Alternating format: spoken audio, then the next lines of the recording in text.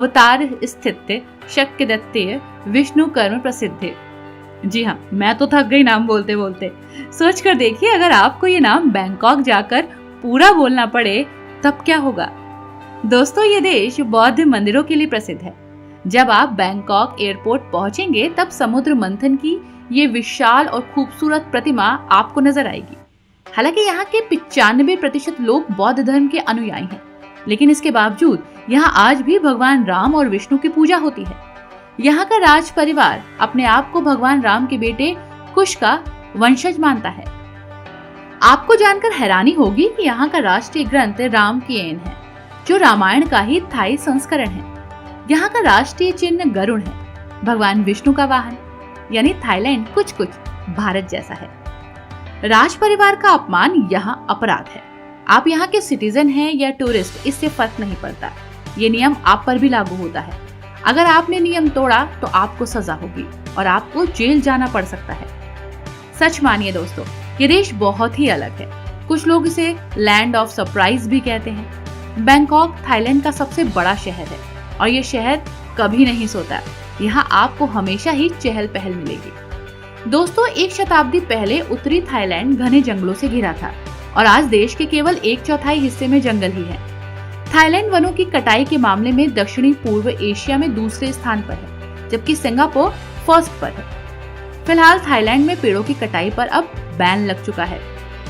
Bangkok की traffic police वहां के खतरनाक वायु प्रदूषण की वजह से फेस मास्क पहनती है।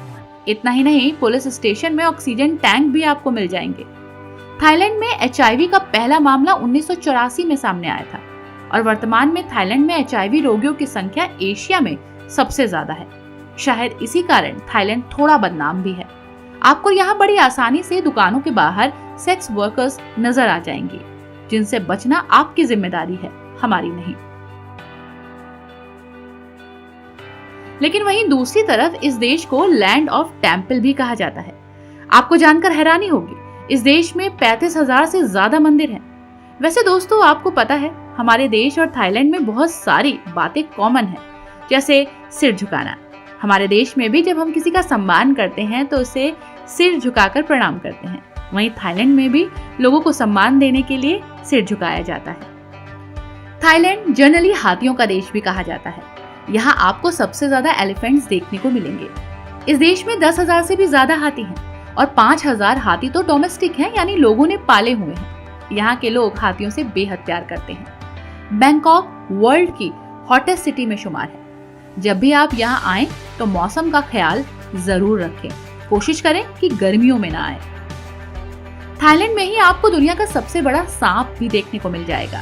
इसका नाम है रेटिकुलेटेड पाइथन, जो 33 फीट लंबा होता है। ये बेहद ही खतरनाक है और ये है दुनिया का सबसे छोटा क्रिएचर बॉम्बी बी बैट, जो थाईलैंड में ही देखने को मिलता है।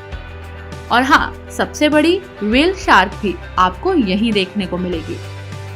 दोस्तों, आपको जानकर हैरानी होगी कि थाईलैंड की सड़कें भी कभी पानी के अंदर हुआ करती थी।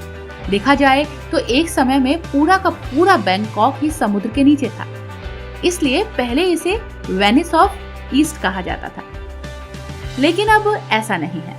अब आपको यहाँ रोड्स और बिल्डिंग्स नजर आएंगी। दोस्तों, थाईलैंड में लगभग 1413 आइलैंड्स हैं, जिसमें से बहुत सारे आइलैंड में कोई भी नहीं रहता, क्योंकि यहाँ जीवन बहुत मुश्किल है। लेकिन बहुत सारे आइलैंड फेमस भी हैं, जहाँ आप जाकर खूब मौज मस्ती कर सकते हैं। दोस्तों, यहाँ के बंदर बहुत स्पेशल होते हैं। हर साल यहाँ के बंदरों के लिए एक ऐसा फेस्टिवल मनाया जाता है जब यहाँ इन्हें पार्टी दी जाती है।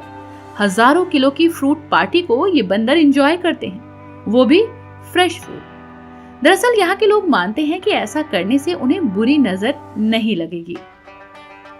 दोस्तों, यहाँ का सबसे बड़ा सोर्स ऑफ इनकम टूरिज्म है।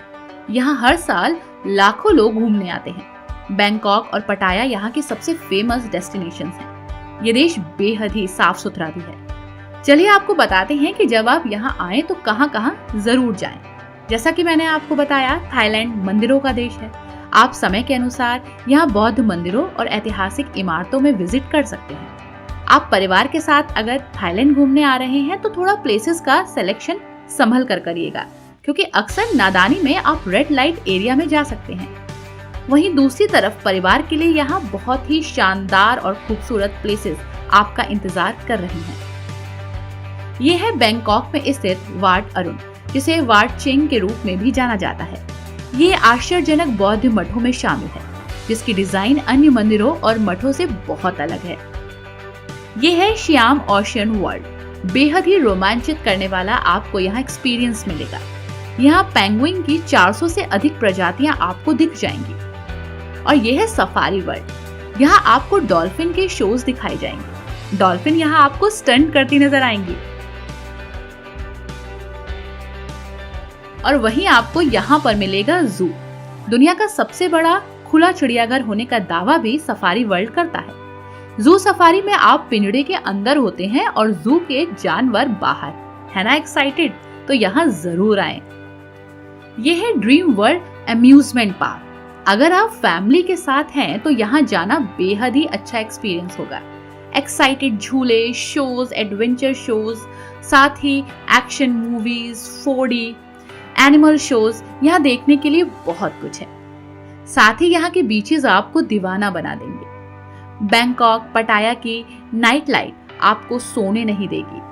अगर आपको घूमते घूमते थकावट हो रही है तो थाई मसाज लेना मत भूलिएगा, लेकिन घूमना भी मत छोड़िएगा। यकीन मानिए, थाई मसाज लेने के बाद आपको बहुत ही रिलैक्स फील होगा। थाईलैंड की ये यात्रा यहीं पर समाप्त होती है। थाईलैंड का हमारा ये सफर यहीं पे खत्म होता है।